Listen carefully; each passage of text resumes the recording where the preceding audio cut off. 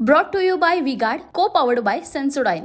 महायुतीचे उमेदवार हेमंत गोडसे आपल्या भेटीला आलेले आहेत, नेमकी काय चर्चा झाली जर आपण सांगू शकलात? आमची काही पहिली भेट नाही, अनेक वेळा भेट झालेली आहे आणि आपण सगळ्यांनी पाहिलं असेल त्या दिवशी त्यांचा अर्ज आपण दाखल केला, त्या दिवशी पूर्ण त्यांच्या प्रचार मिरवणुकीमध्ये मी होतोच, फॉर्म भरताना सुद्धा होतो।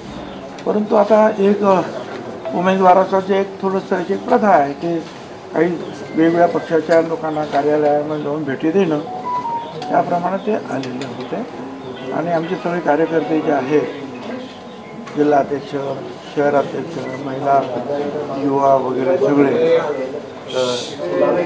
मागासवर्गीय जे आमचे जे काय फ्रंटल ऑर्गनायझेशन्स आहेत ते सगळे लोक होते। आम्हाला सुरुवात झालेली आहे आणि आता प्रचाराचा वेळ आता वाढेल। पण आपण प्रचारात सहभागी होत नाही असं म्हटलं जातं आणि नाराज आहात असं म्हटलं जातं, त्यामुळे तुमची कुठे आता मी चाललो येवल्यामध्ये, मीटिंगच आहे माझी भारतीताईसाठी। आता मी काय तो आता हे यांच्याबरोबर का प्रत्येक ठिकाणी मी नाही जाऊ शकणार ना, काय मी आमचे कार्यकर्ते मला जिथे बोलवलं तिथे जाणार मी। देखिए, उनका काम है अफवाह से गर्मी बढ़ाना और हमारा काम है माहौल को ठंडा रखना। हमारा नेता कैसा हो जो माहौल को रखे ठंडा वैसा हो। अब की बार वी गॉट एयर कूलर का चमत्कार। भुजबळ साहेब, शरद पवारांनी एक मोठं वक्तव्य केलेलं आहे, नरेंद्र मोदींच्या विचारधारेशी जुळून घेणं अवघड आहे आणि येत्या काळात प्रादेशिक पक्ष काँग्रेसमध्ये विलीन होईल, अशा पद्धतीचं वक्तव्य त्यांनी केलं। याला उद्धव ठाकरे देखील सकारात्मक आहेत असं शरद पवार म्हणतात। मी त्यांचं खरोखर म्हणजे काय वक्तव्य आहे ते मी काय स्वतः ऐकलेलं नाही, पण त्यांना असं वाटत असावं की वेगळं काहीतरी, म्हणजे आता नाहीतरी त्यांनी ती इंडिया किंवा काही इंडियाची एक फ्रंट उघडलेली आहे काय। आता त्या संदर्भामध्ये मला स्वतःला वाटत नाही की प्रादेशिक पक्ष जे आहेत ते कुठेतरी विलीन होतील असं मला स्वतःला तरी वाटत नाही। प्रत्येक प्रादेशिक पक्षाचे जे नेते आहेत, बंगाल असेल, ओडिशा असेल, किंवा इतर काय असेल, ते आपापल्या शक्तीवर ताकदीवर त्याने जे आहे त्या ठिकाणी आपलं नेतृत्व प्रस्थापित केलेलं आहे, सरकार बनवलेलं आहे। पण साहेबांची जे आहे त्यांचा अनुभव मोठा आहे पवार साहेबांचा, आणि संपूर्ण देशामध्ये काय चालतं ते अनेक नेत्यांशी बोलत असतात, त्याच्यामुळे काय त्यांनी त्यात वक्तव्य केलं असेल।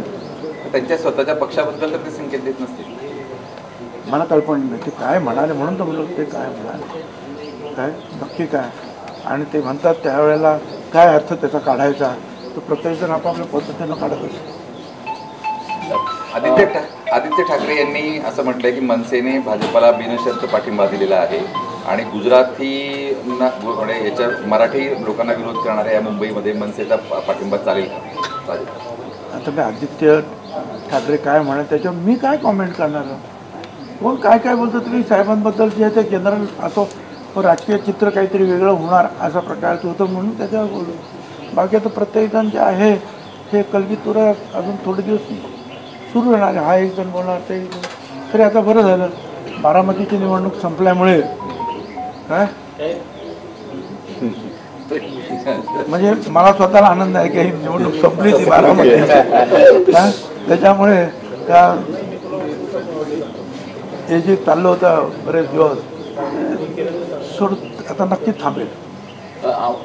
कलगीतुरा म्हणा काय म्हणा, संभाजीनगरमध्ये ईव्हीएम मशीन हॅक करण्यासाठी अंबादास दानवेंनी एकाला काम दिलं होतं, तो पकडला गेला अशा पद्धतीच्या बातम्या येत आहेत। माहीत नाही तर काय बातम्याच आहे ना, त्या बातम्यावर कोणी शिक्कामोर्तब करायचं मला काय कल्पना। तुम्ही काय बघितलं का, तुम्ही काय पाहिलं का, असं तर तुम्ही तुमचे ते येतच आहे, तुमचे आम्हाला काय विचारत नाही तुम्ही।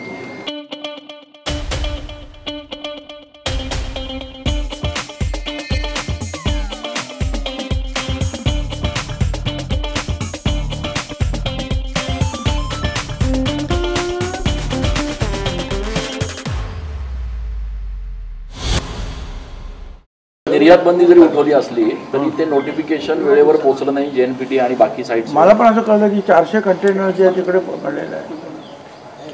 मला कळत नाही सरकार काय ठीक आहे आता, परंतु ते सरकार पावलं उचलायला पाहत आहे, पण कुठेतरी हे सरकारी अधिकारी जे आहेत ते कुठेतरी एखादी गोष्ट अशी करतात की त्याचा परिणाम उलटाच होतो आहे. आता कारखाना तो एक तर उष्णता एवढी, तो कांदा परत खराब झाला तर केवढ्याला पडायचं आहे हे सगळं.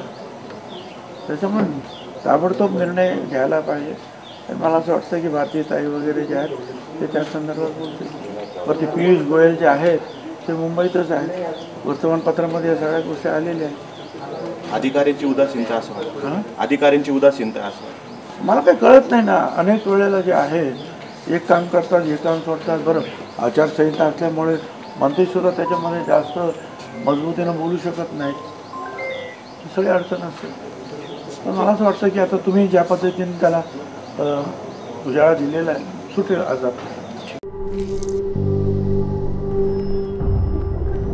झिंझिण्यांपासून त्वरित आराम मिळवा सेन्सोडाईन रॅपिड रिलीफ बरोबर. भुजबळ साहेबांना आपण भेटायला आलेला आहात.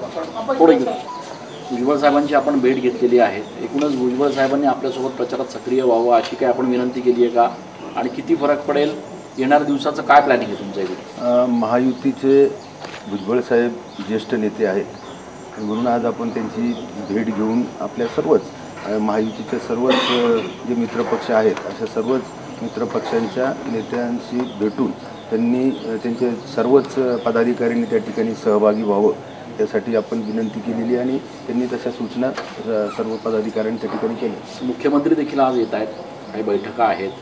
एकूणच कशा पद्धतीचं वातावरण बघायला मिळतं आहे? कारण तो उशीर झाला असला तरी आता काय कसं कोपअप करताय आपण सगळं? मला असं वाटतं का जरी वेळ कमी असला तर आपण या अगोदर विद्यमान खासदार म्हणून जनतेपर्यंत गेली 10 वर्षापासून आहोत.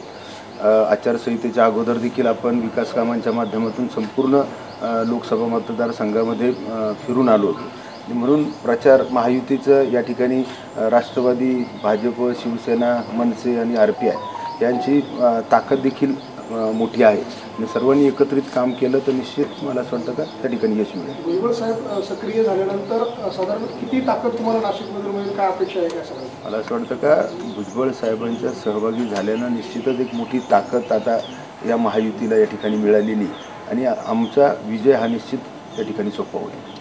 काही जाहीर सभा वगैरे घेणार आहेत नाशिक लोकसभा मतदारसंघात? निश्चितच साहेब ज्या ज्या ठिकाणी त्यांना सांगितलं जाईल तुम्हाला असं वाटतं तर निश्चित त्या ठिकाणी सभा घेतील.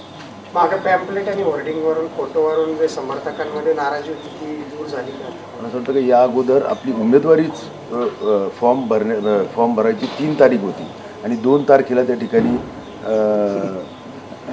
उमेदवारी दिली आणि फक्त 1 दिवसामध्ये काय करणार आणि म्हणून त्याच्या अगोदर आपल्यालाही माहीत नव्हतं का कोणाची उमेदवारी जाहीर होईल. कुठल्या एखाद्या उमेदवाराला सगळ्याच गोष्टी बघणं जे आहे शक्य होत नाही आणि सहसा विधानसभा वॉर्ड कोण कुठे काय करतं कोण कुठे काय.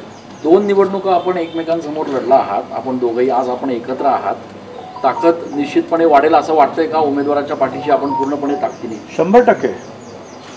100% राष्ट्रवादीचे आहे ही त्यांच्या पाठीमागे मजबूतीने उभे राहील काय. आणि मोदी साहेबांचे हात बळकट करण्याकरता आम्ही त्या जिल्ह्यातले तिन्ही जे आहेत खासदार निश्चितपणे पाठवणार.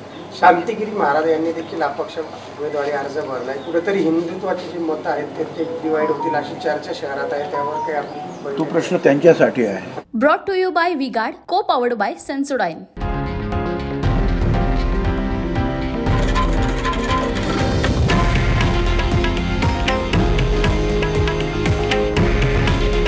हे आहे देशातील नंबर 1 न्यूज नेटवर्क आणि आपण पाहत आहात TV9 मराठी. काळजी तुमची, हित महाराष्ट्राचं.